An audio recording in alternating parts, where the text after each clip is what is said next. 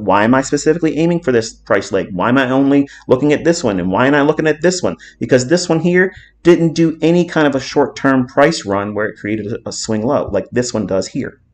It rallies up and then it overlaps that entire run and breaks it there on that candle. Once that occurs, as soon as that happens, I'm waiting for price to make a turn and start going back up. Well, what happens here? ICT, didn't it go above the equilibrium? Price went here? No, because this level isn't the equilibrium until this low.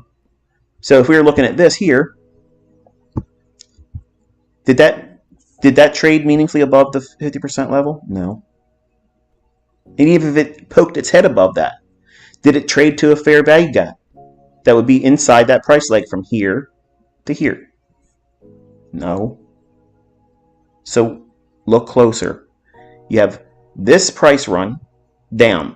We're waiting for price to go back above equilibrium, which is the 50% level on your fib.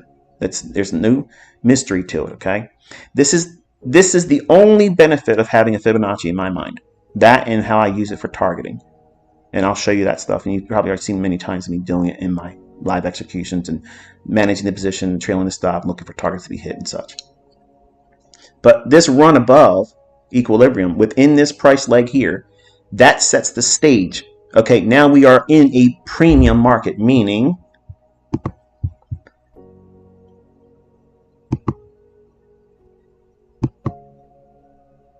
this range is premium. It's, in other words, overbought. I don't need an indicator. You don't need an indicator to derive that. From this point here to here, this is discount. As soon as we leave, and again, this is, again, not in the folks that try to teach my stuff. They don't know what they're doing. And I'm asking you, please stop trying to teach my stuff because you don't know what you're doing. You're not covering things that are most salient, and you're oblivious to the things that are necessary for certain things to be really in the marketplace. This discount,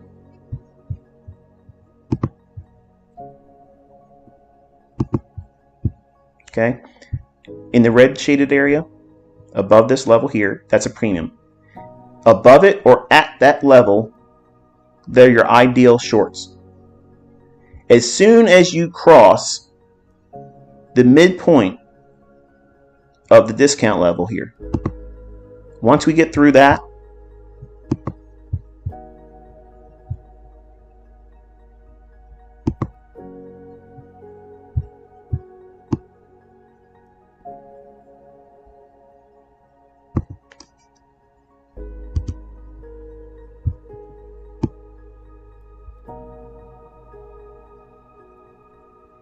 I did that by eyeball. That was pretty good, wasn't it? Once we get through that there, the highest form of profitable shorts, the highest probability short entries, they have now been exhausted. The only thing you want to be focusing on now is taking partials and trailing your stop. Yes, that's a diamond. You just simply can't just take every single trade and enter and enter and enter and enter. When do I stop taking partials or pyramiding? Something like this. Now I'll build pyramiding entries all in this until we get through here, and then I stop taking pyramid entries. Go back and look at my examples and you'll see that's the truth. So when I wanted to learn how to pyramid and build my positions large, I learned it incorrectly from Ken Roberts' rag of a book, the world's most powerful money manual, of course. It's a long title for something that was useless, like toilet paper. But I guess toilet paper is useful, but use toilet paper, let's put it that way. The idea of looking for the best entry points, the highest probability, and how the market will respect those levels more so than others. See, once we leave the midpoint of that discount range of this price run here to here, and we're in the lower portion of it, we're entering that expansion phase. That expansion phase is likely to not offer very many, if at all, new high probability pyramid entries to add to a position. So there's a threshold at which I will no longer add to new existing positions. But while I'm in that premium area, within that price leg, within the market structure that I'm looking for, as I just outlined here, and again, you're going to want to watch this portion of the video several times, it gives you the highest degree of probability for delivery from your entry to your targets. And you don't want to chase the move and build in more position once it breaks through the threshold I just outlined here. Because to do so, number one, you're going to be worrying about trying to put on another position versus taking off some as it moves in your favor. It's crucial in the beginning for you to do those types of things. Now, for someone that's seasoned, they've been around for a long time, you know what you're doing, you know how to profit, you know how to look at targets, your targets are not unrealistic, and you can go to full terminus. That means your full target, where you aimed for when you first got on the trade. In the beginning, and this is who I'm talking to right now, when I'm doing these live streams and I'm talking to the students that are here listening, I'm not talking to the guy that's been doing it for 5 years and he's funded and he's got, profitability. You can glean what you want to glean from what I'm teaching. But it's the folks that are brand new. They have no idea where to go. They have no idea what to do with this information, how to use it, how to frame the logic. What rules do you follow? What do I do? What do I don't do? That's what I'm trying to accomplish with these lectures and obviously with the live streams. So once the market starts to draw back up into this premium area, we have to go through our time frames and look for fair value gaps. So right away we have this low to high. Let's go back in with the fib. So we have to go into a fair value gap at or above equilibrium. So from this point on up, we can look for what? A fair value gap. Is this a fair value gap? Yes. What if you sold short there? Would it be profitable? Yes. Where would your stop need to be? Here it needs to be at the high. That's a lot. That's a lot of range. But I don't want to have a stop loss like that. Okay, but you're going to have to be more selective with your entries then. Now look closer. Inside this price leg here. This is why I'm not supply and demand also. What is this?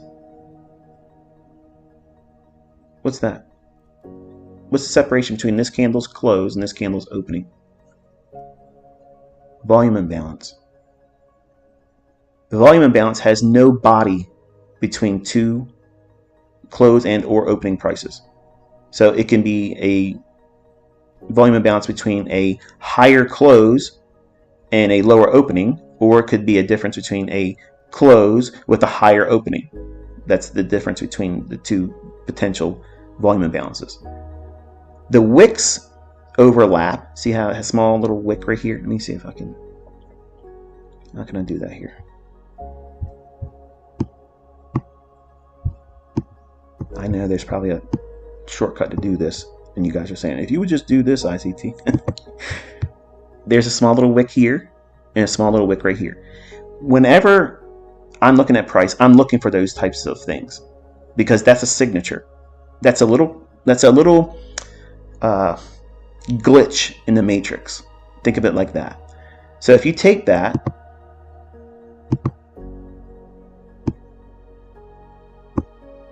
and draw it through, because we cut through candles, Sam. We're not supply and demand around here. If you cut through all this drop as it's retracing back up, what's it reaching for? It is reaching for an imbalance in here. Yes, there's one here with this candle. There's one here between this candle's low and this candle's high. And then we have one here to here, specifically with that candle. Which one is better? Yes, you can enter here and have a stop loss up here. But look closer. In this delivery higher, when it ran higher, what is this last up close candle anyway? It's a bearish order block. Why is it a bearish order block? Because it has a fair value gap. Opening price on this candle is what? You're going to look right here. Opening price on this candle is 4130.00. Okay. What's the high on this candle here? You're looking right here. The high of that candle is 4130.00. You cannot improve on perfection. That's algorithmic. What's the high on the next candle here? 4130.00. Again, not one tick off, not one tick over, not one tick short. So if you had a series of fair value gaps, which one do you look to trade to or use your entry at? Look for the bearish order block, look for a volume imbalance, or a fair value gap on the other side of the drop. You extend it through. Again, we cut through candles. You can't, I'm not trying to be so dogmatic in the live streams, and I'm trying to control myself because I will literally go into a Twitter rant and just not be as productive as I'm trying to be. There's certain things you have to look for. And I can't teach you every possible scenario that's available in the future because it's better to see it live, explaining it live. Now you're looking at this saying, well, that's not live. It already happened. I understand that. But I'm showing you the logic that one would use to get to the delivery on this setup, which is exactly out of the 2022 model that was shown to you last year. So with that volume imbalance, and the fact that it's above equilibrium on that price leg right here. So the first one you can come to, you could go short there and your risk would be to that high. Trading at this one with the volume imbalance and the fair value gap, and now watch. What's the half of this up close candle? Remember what that was? What's the half of an order block? It's not consequent encroachment. Consequent encroachment is any inefficiency. A fair value gap, buy side imbalance, sell side inefficiency. Those are consequent encroachment midpoints. A candle, a range, a specific candle that's been delivered in price, the midpoint of that is mean threshold. Low to high is 41.31.5. So if you were taking this fair value gap, joining it with the volume imbalance, and it's a bearish order block, price should not do what? It should not trade above the midpoint of that up close candle. So your stop could be at 41.32. 41.32. So that means you have a 2-handle or 2-point stop loss entering within this volume imbalance, within this fair value gap.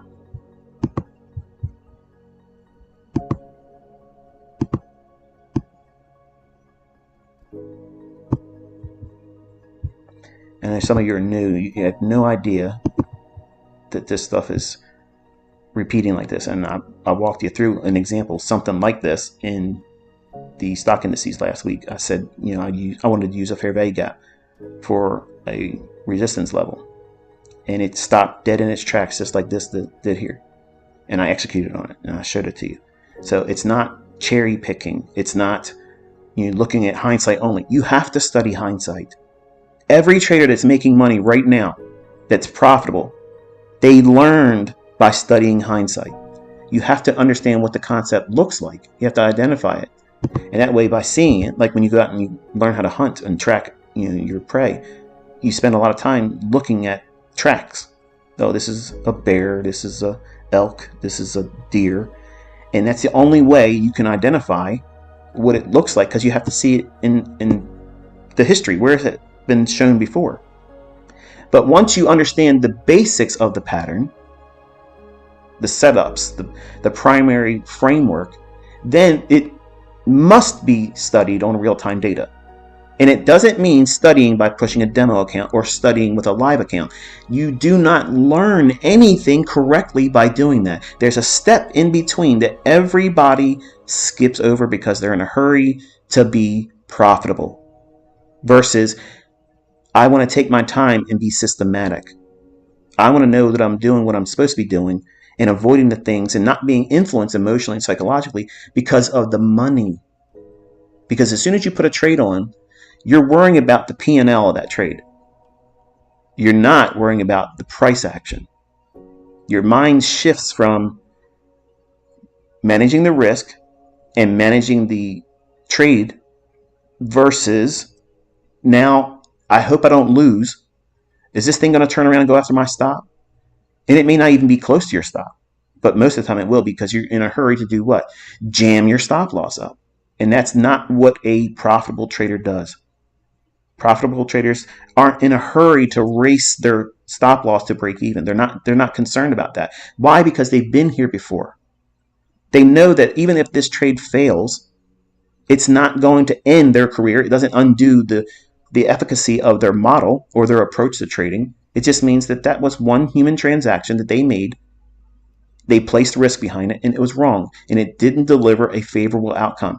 But you can still learn from that. And it doesn't unsettle you as a profitable trader that you don't say, I'm going to change what I'm doing. I'm going to change my approach to trading because I had a losing trade. Now, in the beginning, that's exactly what you're going to want to do. As soon as you try to learn from me or learn from someone else and you suffer a losing trade, the first thing you're thinking is, okay, this doesn't work. Let me go to something else. And I did that. I did that for years. And I had a winning model, but I kept tinkering around with it until I realized I was holding myself back. So that's how we go through the process of looking for the right fair value gap. Now, if there's no volume imbalance, or if there's no fair value gap here on the other side of the displacement leg, then I'll use the first fair value gap above the equilibrium. And then there it is. Now, another version of this would be using this. And I usually do this if I'm going to be building a large position. Like if I know I'm going to be building a large pyramided position up, I'll use this run up where it takes, right before it drops down, it takes a shift in market structure. So this is the displacement leg. Okay. This leg here, you split that in half. You would use any fair value gap, any fair value gap at this level, and here's your sell side liquidity we just talked about there.